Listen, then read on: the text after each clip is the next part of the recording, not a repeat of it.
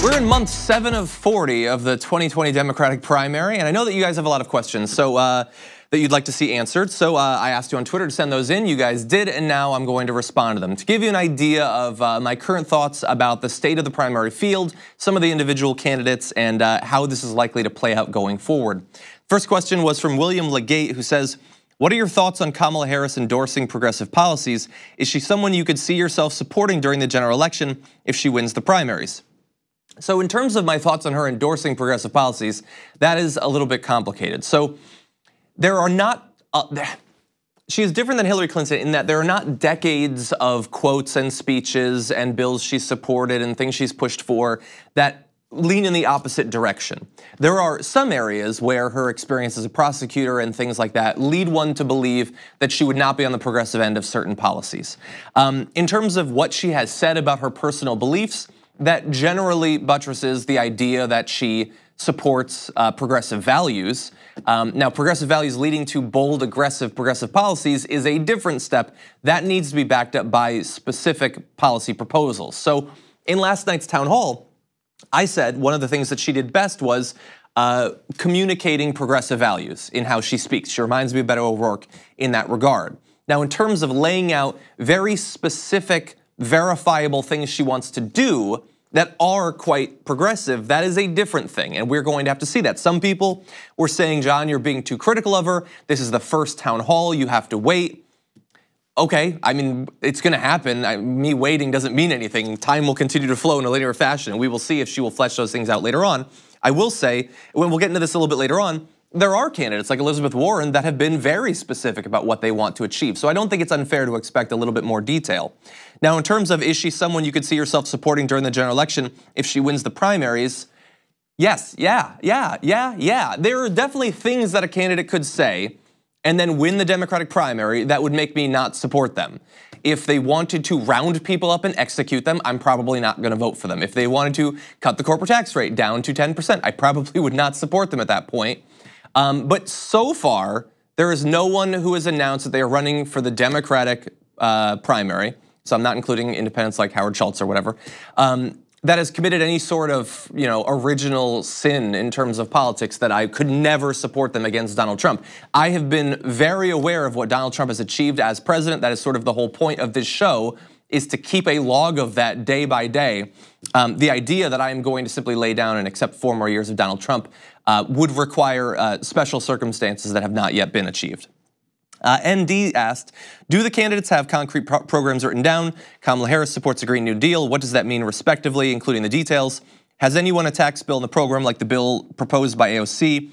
Which minimum wage models are considered? So I haven't seen much detailed information about minimum wage proposals. I know that some candidates have talked about $15 or more. That has not been formalized that I've seen. In terms of her support for a Green New Deal, we are definitely going to be looking for more details on that, because how I define the Green New Deal, how environmental activists define the Green New Deal, is very different than somehow politicians want to define it when they say that they support it. Now, she said she supported it. That is a great step. She talked a little bit about some of the things she wants to do in terms of subsidies, but there's a lot more to the Green New Deal than just that, so we will be waiting to see. But this is not just about Kamala Harris. Many of the candidates have not been incredibly specific on a lot of things yet, so we will be continuing to look for that, and we will keep you updated as we go on. DR Todd asked, how do or should candidates build a strategy to reunify the country after the divisiveness of the Trump presidency? What needs to be done to prevent another MAGA cult following? If you have an answer to that second question, then please send it to me so I can write a book and make a lot of money, because I don't think that anyone necessarily knows exactly. There's a lot of different theories about why Donald Trump generated the sort of support that he did over and above other Republican candidates. Our guest in just a little bit actually has some interesting data on that. In terms of bringing people back together, I think that the bar is actually very low for that. I think that simply not pursuing wildly immoral policies like family separation, a trans ban in the military, a ban of Muslims entering the country, things like that would go a long way towards reunifying us and restoring some sort of normalcy or sanity to American politics. I don't think that people really need to go out of their way to achieve that. They can go farther, and I hope that they do. Other Planes of There says, TYT's commentary about these candidates has generally focused on policy and very little on donors behind them. Shouldn't it be the other way? If they're being bought, what does it matter what their policies are? I think that is a fine critique. I just don't think that it's an accurate critique at this point. I would say that a lot of coverage of the candidates writ large across the entirety of multiple media platforms and things like that might be more focused, I would say not even on the policies, but on more shallow stuff, and then even less so on the donors. But we talk about that constantly here on TYT. I mean, just earlier today, we were talking about Wall Street being favorable towards certain candidates like Gillibrand Booker, Kamala Harris, things like that.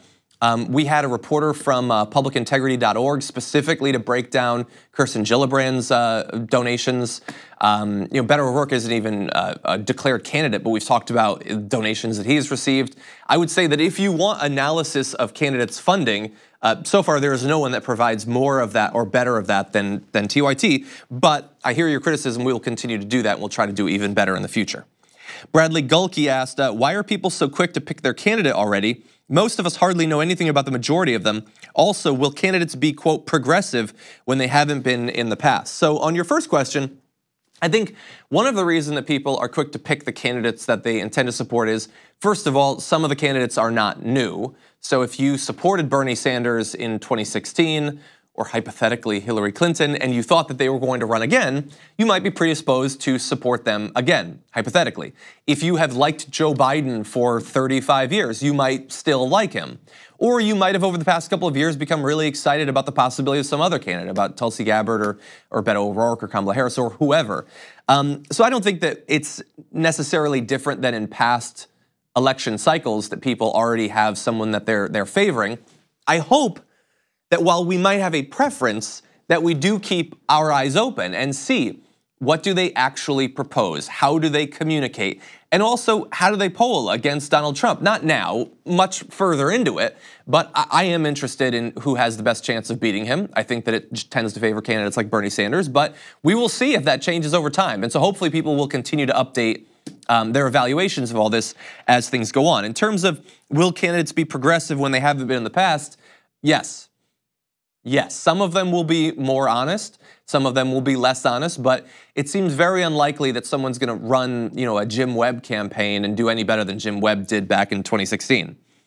Lamar Patrick Bland says, how even-handed must yourselves and we be from this point and through the primary of accusations surely to arise, especially when news once shed light on sketchy actions against candidates, like when someone tried to hire women to accuse Bernie Sanders of sexual harassment. I'm not actually familiar of anyone trying to hire women to accuse Bernie Sanders of sexual harassment. There was concern expressed by women who were on his campaign about other people on the campaign, and I haven't seen anything to imply that those women are being dishonest in any way. I also haven't seen any claims against Bernie Sanders. But we do have to be critical of any accusations of anything involving past quotes, about donations, all of that, everything. We have to be critical, and we will be critical over the next year. But again, we have to be willing to update our evaluations of this as time goes on. So we'll not accept anything uncritically, but we also won't just write things off because they reflect poorly on a candidate that we support. I have been trying, and I will continue to try to get everyone that I can to stop thinking of politicians as angels and demons. It should not be a situation where we have things so locked into our brain that it's like, like water off of a duck or whatever. If something bad comes up, a position, a quote of someone that we are predisposed to like, we can't simply write that off. And too many people are really fast to do that. By the same token, if someone that we do not currently support proposes something good, something progressive that looks likely to help the country, we can't just always say, they're lying. That doesn't mean that we have to accept it uncritically, but we should be willing to accept that the weight of history and the thrust of politics is actually going to move people, not just in their quotes, but also in their positions as well. Evan Briggs says, are you worried Democrats saying their main priority to defeat Trump sounds a lot like 2004? Maybe not in the same way that you are. I mean, 2004 was the first presidential election that I paid a great deal of attention to. The stakes were incredibly high in 2004. I wish that John Kerry had won. It hurt America, it hurt the world that Bush did win back in 2004. And wanting to beat the current president is an important goal. It's not the only thing, it's not the most important consideration, but it is important. Now, I will say, some people will say we have to elect someone who can beat Trump, And they don't mean the person who's polling best against Trump. They mean the person I think is best is most likely to beat Trump. So no, we have to actually have data to support these sorts of things. There's also a question about ranked choice voting in the primaries. As of right now, it seems unlikely that they will do that, but I know that congressmen like Jamie Raskin are pushing for that to happen. We're actually reaching out to the congressman to see if he'll come on and talk about why we should be pushing for that. It seems unlikely. There have been a lot of reforms to the primary process already over the past year. That would be a great one, but I don't know that we'll necessarily see it this time around. Although, considering how packed this field is going to be, that would certainly be a good thing. Anyway, we're going to continue to touch base with your concerns about the primaries, your questions about the primaries as we go forward. For now, those are some of my thoughts. Thank you very much for watching this clip from the Damage Report. If you liked it, don't forget to subscribe to this channel and ring the bell on YouTube to get notifications of our new videos. And of course, you can catch the full Damage Report live every weekday at 1 p.m. Eastern, 10 a.m. Pacific on TYT Network on YouTube TV.